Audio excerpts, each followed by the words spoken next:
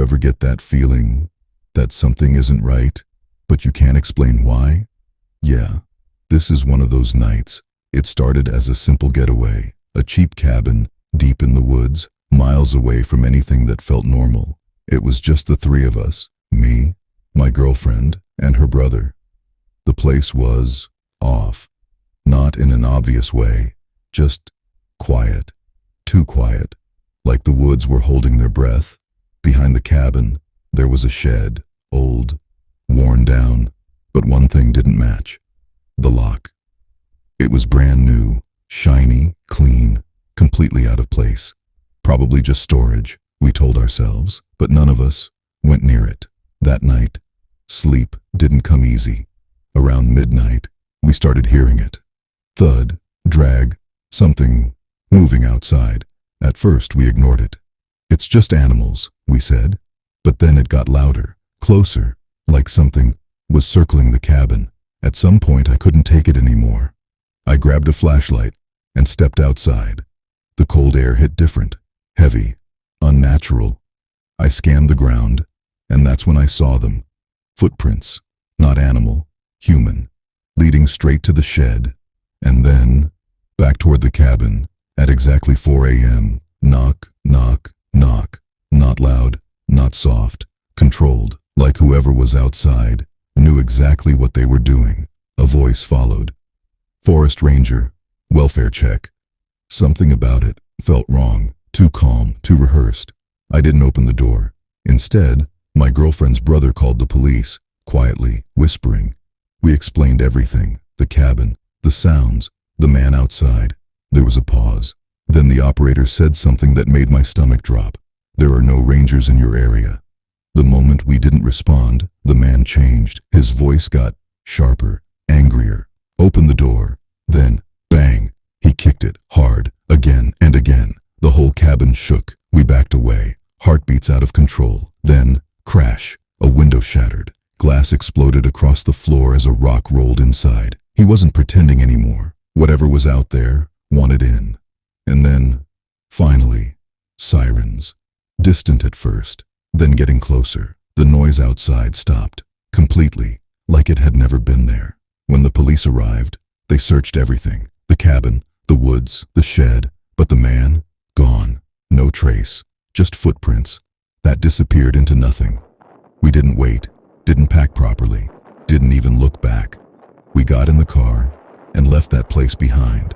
But here's the thing: whoever that was knew we were there, knew exactly when to come, and knew we wouldn't open the door. So the real question is, how long had he been watching? Spring break. It's supposed to be about freedom, parties, beaches, and memories you'll never forget. But sometimes, the memories you bring back aren't the ones you wanted. It was a group trip, a bunch of college friends, fraternity and sorority students, all heading to Acapulco for the time of their lives.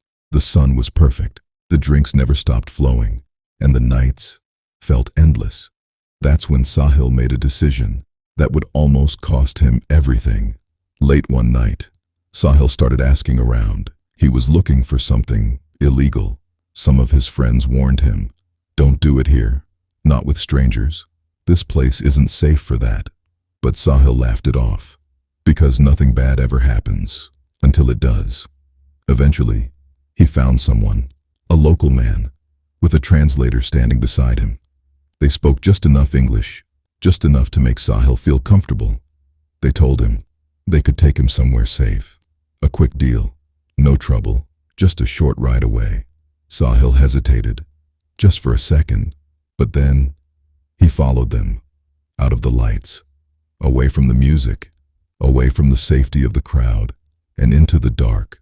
The moment he stepped into the car, everything changed.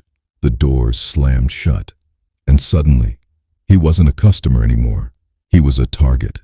They beat him hard, over and over again, demanding money, anything he had, his phone, his wallet, everything.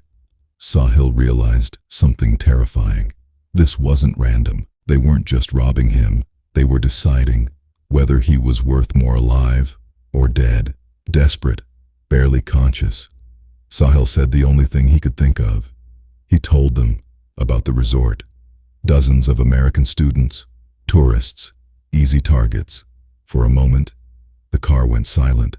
They looked at each other, not as attackers anymore, but as hunters who had just found a bigger prize. Without another word, they threw him out of the car, onto a random road, bruised, bleeding, barely able to move. The car disappeared into the night like it was never there. Somehow, Sahil made it back. He found his friends, told them everything, and together, they made a choice. They didn't call the police, because deep down, they knew something far worse might have just been set in motion.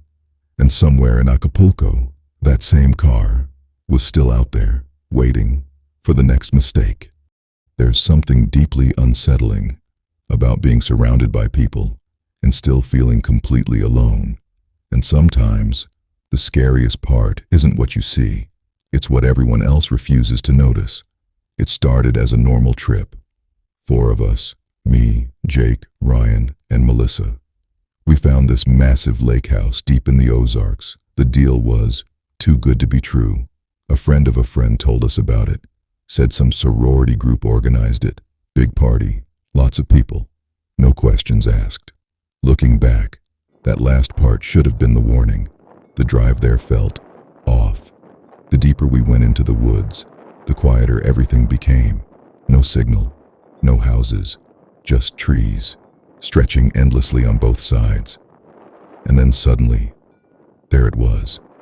A huge lake house, lights on, music echoing through the forest. It should have felt exciting, but it didn't. The moment we stepped out of the car, a man approached us. Didn't smile, didn't introduce himself. He just held out his hand and said, "Keys." We laughed at first, thought it was a joke. But he didn't laugh back. "For liability reasons," he said. "Everyone gives their keys." One by one, we handed them over. I don't know why we did it. Maybe because everyone else already had. Inside, the party was already in full swing.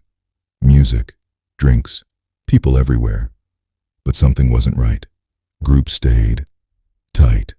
No one really mixed. It was like everyone knew exactly who they came with, and no one else existed.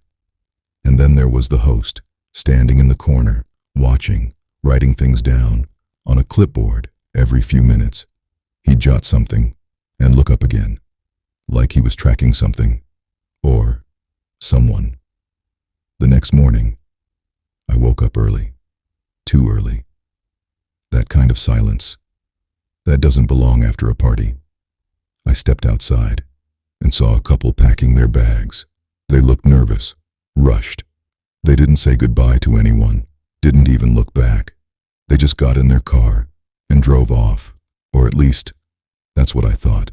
That night, the bonfire was bigger, louder, wilder, and that's when I saw them, the same couple, standing across the fire, laughing, drinking, like they had never left.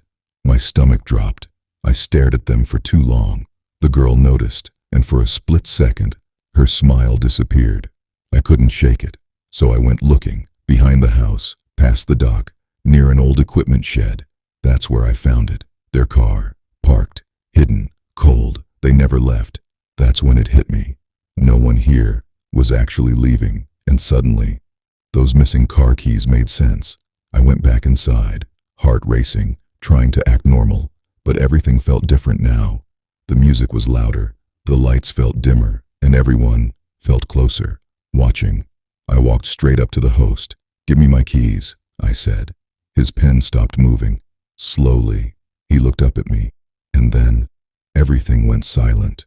The music didn't stop, but nobody moved. Nobody spoke.